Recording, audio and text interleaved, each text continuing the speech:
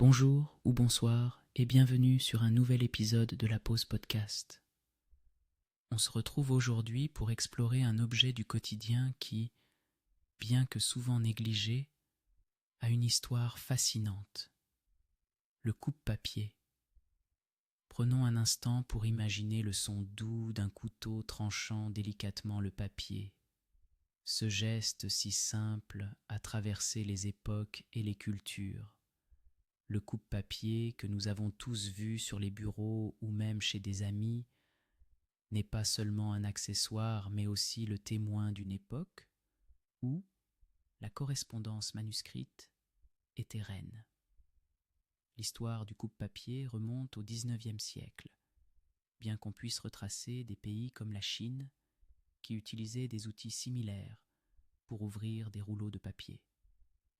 Ces doubles tranches de métal ou des objets ornés portaient des symboles de statut et d'élégance. À l'époque victorienne, la fonction délivrante de ces objets a pris une nouvelle dimension et le coupe-papier est devenu un symbole de raffinement. Imaginez des salons où les gens se réunissaient, échangeant des lettres enroulées, où le simple fait de déballer une missive donnait lieu à des tableaux de curiosité et d'anticipation. Le coupe-papier, bien qu'on ne le remarque souvent qu'à peine, était un accessoire essentiel qui faisait partie de chaque bureau. En parallèle, avec l'avènement de l'écriture électronique et des emails, le coupe-papier, tout comme la plupart des objets en papier, a connu une diminution de son usage. Cependant, il n'a pas perdu son charme.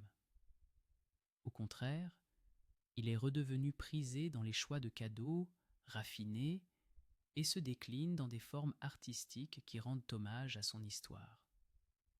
En 1965, l'artiste américain George Nelson a même conçu un coupe-papier en forme d'oiseau, transformant cet outil fonctionnel en une œuvre d'art. Imaginez un cône délicatement jumelé à des formes sinueuses, sa beauté s'épanouissant lorsqu'il est posé sur un bureau ou une table. Évoquons maintenant une minute de silence pour apprécier ce petit objet. Que symbolise-t-il pour vous ? Pour moi, c'est un porteur d'histoire, un témoin de mots échangés, de pensées livrées sur papier. La prochaine fois que vous saisirez un coupe-papier, réfléchissez un instant à tout ce qu'il a vu, à toutes les idées qu'il a délivrées. Alors, que vous soyez en train de correspondre avec un ami ou de découvrir des pensées nouvelles à travers une lettre que vous ouverte, le coupe-papier continue d'accomplir sa mission discrète mais essentielle dans nos vies. Merci de nous avoir rejoints pour ce doux voyage au cœur d'un objet si simple mais si riche en histoire. À la prochaine fois sur la Pause Podcast et jusqu'à là, prenez soin de vous.